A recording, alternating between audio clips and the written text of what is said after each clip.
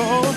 We are two niggas spoiling movies. Yeah. Brandon Collins, that's me, and Justin Brown for your movie needs.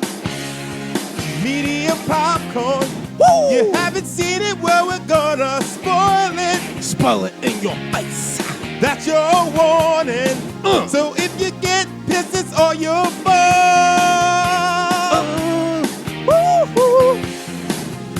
What's up, Little Biscuits and Sun-Dried Tomatoes? It's your boy, Eddie Collins. And joining me for this mini-episode reviewing a Minecraft movie is the illustrious Tatiana. Medium popcorn. Mm-hmm. Hi, everybody. Yeah. So we got to check out Minecraft, which was directed by Jared Hest, who has done such films as Napoleon Dynamite and Nacho Libre. It stars Jason Momoa, Jack Black, Daniel Brooks, Oscar nominee Daniel Brooks, Emma Myers, and Sebastian Hansen. The screenplay has 5 writers credited to it. Mm-hmm. And it is a little over an hour and a half. Had a budget of $150 million. It is based off of the popular video game Minecraft, which you and I have no experience playing.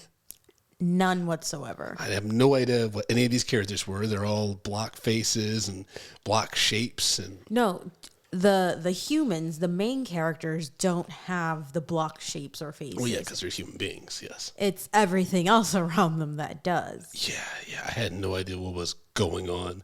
And then Jack Black plays this dude who basically, this guy named Steve, who basically always wanted to be a miner. And then when he becomes an adult, he finds this mysterious cube thing that then takes it to a different dimension where they have, square-shaped pigs and zombies and all kinds of shit. And it's so weird. And you can create anything you desire as long as you have the imagination for it. Yeah, and that's such a huge story flaw because the inconsistencies are like jarring if you actually pay attention, which you won't want to. Like, just pop an edible and watch this and just... Or, to be fair, this movie is not made for us. And No. we should be honest about that. We saw it Who is it made for, though? It's made for the kids who play it. Yeah, but the kids in the audience with our screening didn't seem to... there was moments where they're like, yeah, but it like wasn't the rabble-rouser I was expecting. Yeah, but you didn't hear the conversations afterward where kids were like, this was the best movie ever. And Oh, sweet God. yeah. Every parent looked very tortured. I will comment on that. And there were a few adults in the audience, I guess, who are players of the game that seem to be enjoying it. So it does sound like a if you know situation. However, Jack Black is just playing Jack Black. Oh, he's 1,000% insane. But he did get to do some songs, which I always love when Jack Black breaks out the song and stuff. Yeah. Like we talked about after the screening. I'm like, he's a few movies away probably from getting an Oscar nod for best song or something like that. Sure, if he writes his own version of like Blame Canada, I could totally see that. True. Jason Momoa Yeah, I was gonna ask what you think of Jason Momoa, aka the Garbage Man, because he plays some popular 80s video game ? Because we don't actually know when this movie takes place ? To be fair, I do believe it's supposed to take place in a modern time because one of the characters is helping a local company with their social media, and social media doesn't exist until the 2010s. Mm-hmm. So, but it is which is why I think they make it part of this random small town because sometimes when we visit your hometown it does feel a little stuck in a certain decade. Yes, I couldn't tell you if it were the 80s or the 90s. It's very early 90s ABC Family vibe sometimes. Yeah, for sure. But I will say I think that they saw Jason Momoa's acting in Fast and Furious. They were like, we need that. Just remember it's a kid's movie, so bring it down a little. And he didn't bring it down. Well, he brought the homoeroticism down, but everything else is still at 11.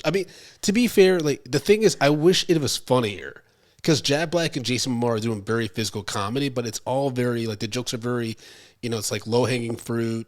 They really a lot of them don't hit. There was like some moments where I chuckled because it seemed like they were having fun at least. Well, I mean, the guys were having fun. Emma Myers and Daniel Brooks, I felt like the writers barely remember that they were around. Yeah. And so they got like nothing fun to Were any of the writers women? I can double check. I was looking at Emma Myers because I realized where I recognized her from. She was the best friend on Wednesday with the blue hair.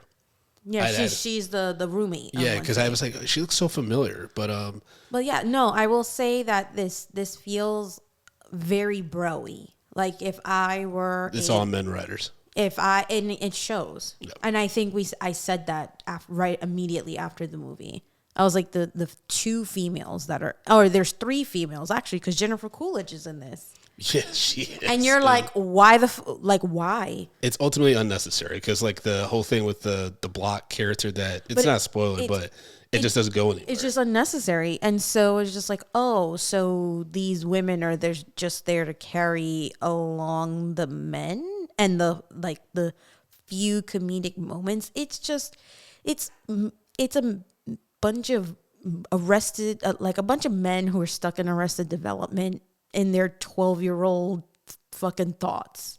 And the main villain is a female pig who, they say is talentless and like, yeah, it's just, now that I'm thinking about it, I'm like, oh shit. Yeah, it's just they should have thought about the optics a little bit. Yeah, there's a bunch of like, well, I don't want to say a bunch. It's for boys. It's for young boys. It's a very like bro-y boy. There's like a gay joke in there. I was like, what is this? 2002? Like it reminded me a lot of like the crazy movies I used to watch in the 90s as like a pre-pubescent boy, like Small Soldiers, just like wild jungle to jungle, just wild young boys getting into shit, but like it just happened to be like adult men. Yeah, that's what I'm saying. That's like the Arrested Development. I knowing nothing about Minecraft other than my godson plays it, and he's been playing it for quite some time. I thought this movie was going to be Jack Black being like the inventor of Minecraft because as a kid he was told you can't do something. I don't know, like I thought it was going to be very formulaic in that sense. And Jason Momoa was going to be maybe like the bully or the muscle that sort of like helps them along the way. And that is not the storyline that exists. I genuinely don't know how 5 writers couldn't come up with something better. Yet here we are. Yeah, here we are. Yep. All right, let's go ahead and rate this thing since we overshare our initial thoughts and stuff like that. If this is your first time listening, folks, we rate movies on the scales of popcorn, small, medium, large, and XL for the exception. If a movie does not deserve a fresh bag of popcorn, we put it into the stale popcorn pile, where we pile piles and piles of stale popcorn on it. So, Tatiana, we saw a Minecraft movie starring the director of Napoleon Dynamite, Jared Hess, a Minecraft movie starring Jason Momoa, Jack Black, wasted Daniel Brooks and Emma Myers, and a very interesting young performance by Sebastian Hansen, who we didn't speak about, but that was just a really weird. Anyways, what's your rating? It's a stale popcorn. Like it's just in that direction. Yeah. I can't even think about how many like piles to throw on it, but it just knowing that it's not for me. Because there's plenty of movies we've seen where I'm like, oh, it's not for me, but it was entertaining. Or I just could not wait for this to be over. The age range of people who liked it was all over the place. And I can't imagine taking my godchildren to see this and then both having a decent time watching it. Aside from that, if you're a parent taking your kid, I feel bad for you, but also like if your kid is happy, lean into it, but easily forgettable. Very forgettable. And there's a moment during like the Jack Black, it's a lot of exposition the first 5 minutes. And so for me, it is a small stale popcorn. But there's some moments where I was like, this, knowing that the director did Napoleon Dynamite, which is one of my favorite comedies, and seeing Jack Black and knowing they did Nacho Libre together, and then Jason Momoa, like insane.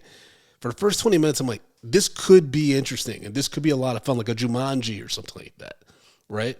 But then it just gets lazy and does the most formulaic, generic stuff where you're like, oh, Jumanji is like Oscar winning in comparison to this. So, But still popcorn on my end as well. The plus side is it's just a little over an hour and a half, but with trailers and stuff, that's still about 2 hours. So good luck to all the folks that have to, their kids are like, please take us to go see a Minecraft movie this weekend because it's going to be a long one. Yeah, and, good for you, Danielle Brooks. Get that check and whatever residuals that might come from it. She just had nothing to do, and like the stuff they gave her was so weird. And anyway, but Tatiana, tell the listeners how they can follow you.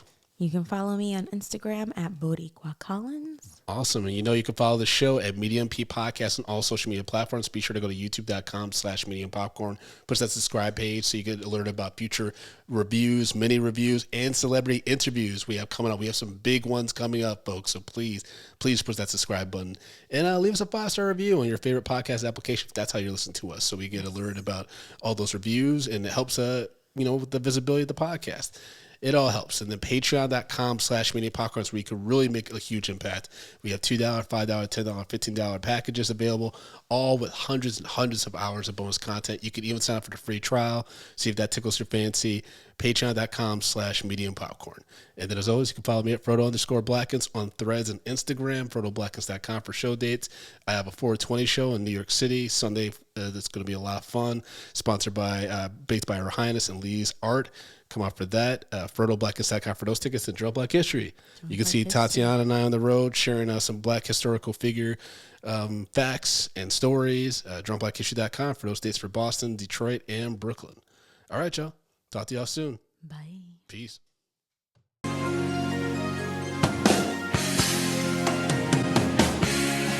Medium popcorn. We are two niggas spoiling movies. Yeah.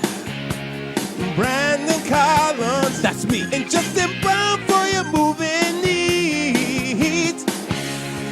Medium popcorn. Woo! You haven't seen it, well, we're gonna spoil it. Spoil it in your face. That's your warning. So if you get pissed, it's all your fault.